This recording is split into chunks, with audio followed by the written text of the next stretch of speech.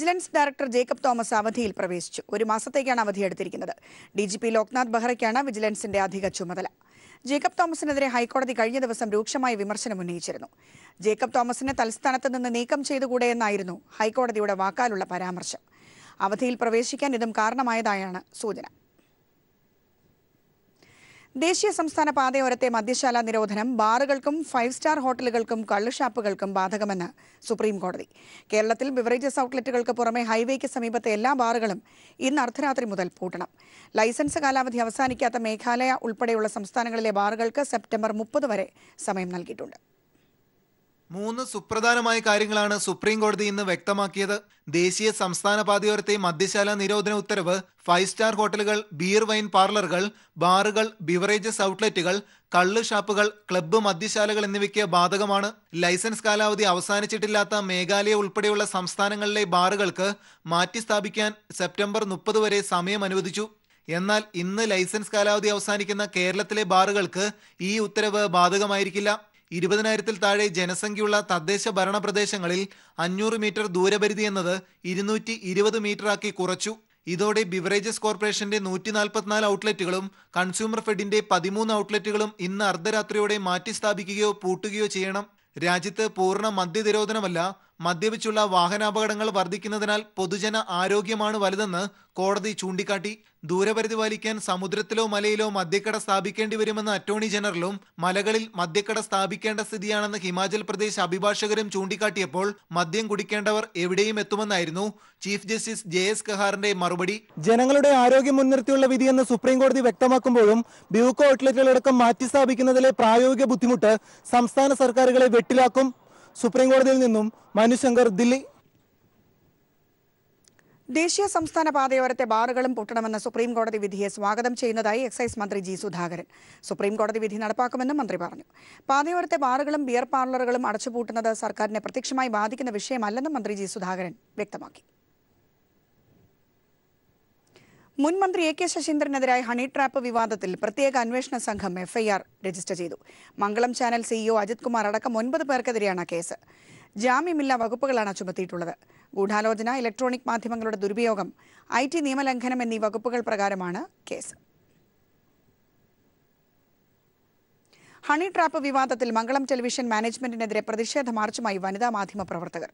കേരളത്തിലെ സ്ത്രീകളായ മുഴുവൻ മാധ്യമ പ്രവർത്തകരെയും സംശയത്തിന്റെ നിഴലിൽ നിർത്തുകയും ഒന്നടങ്കം അപമാനിക്കുകയും ചെയ്തതിനെതിരെയായിരുന്നു പ്രതിഷേധം. മുതിർന്ന മാധ്യമ പ്രവർത്തക ഗീത നസീർ, സരിത വർമ്മ, ഗീത ബക്ഷി തുടങ്ങിയവർ മാർച്ചിനെ അഭിസംബോധന ചെയ്ത് സംസാരിച്ചു.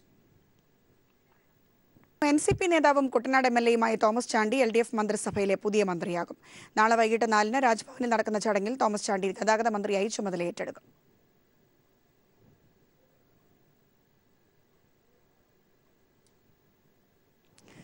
കോൺഗ്രസിലൂടെ പൊതുപ്രവർത്തനം ആരംഭിച്ച തോമസ് ചാണ്ടി K. കരുണാകരന്റെ വിശ്വസ്തനായിരുന്നു.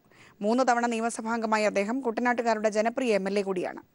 വിവാദങ്ങൾക്കിടയിലും ശശീന്ദ്രൻ രാജിവെച്ച് മന്ത്രിസ്ഥാനം ഏറ്റെടുക്കുമ്പോൾ വലിയ വെല്ലുവിളിയാണ് തോമസ് ചാണ്ടിയെ കാത്തിരിക്കുന്നത്.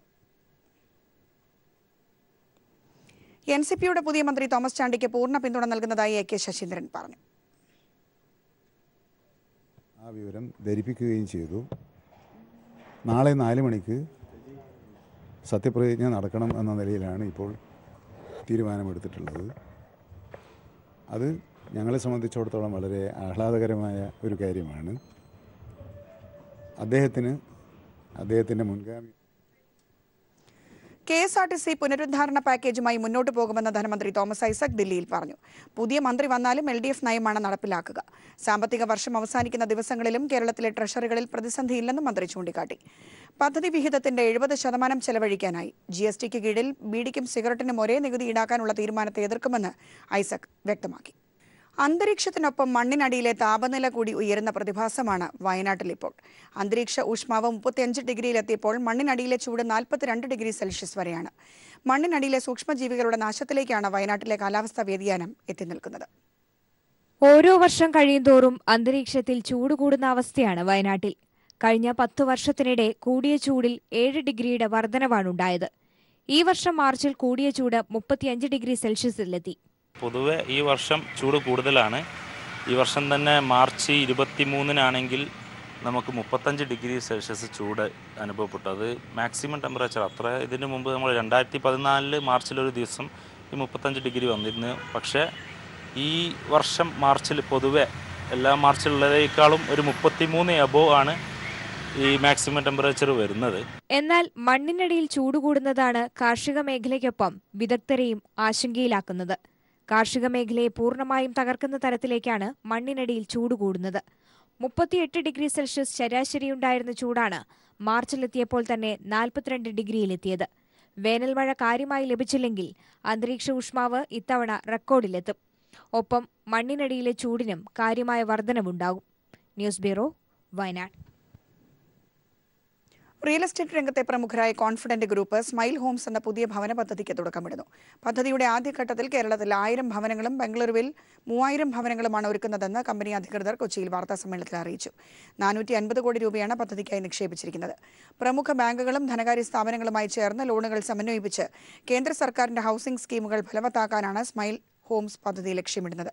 കേരളത്തിൽ ആയിരക്കണക്കിന് ആളുകൾക്ക് സ്മൈൽ ഹോംസ് തൊഴിലവസരം ഒരുക്കുമെന്നും അധികൃതർ അറിയിച്ചു.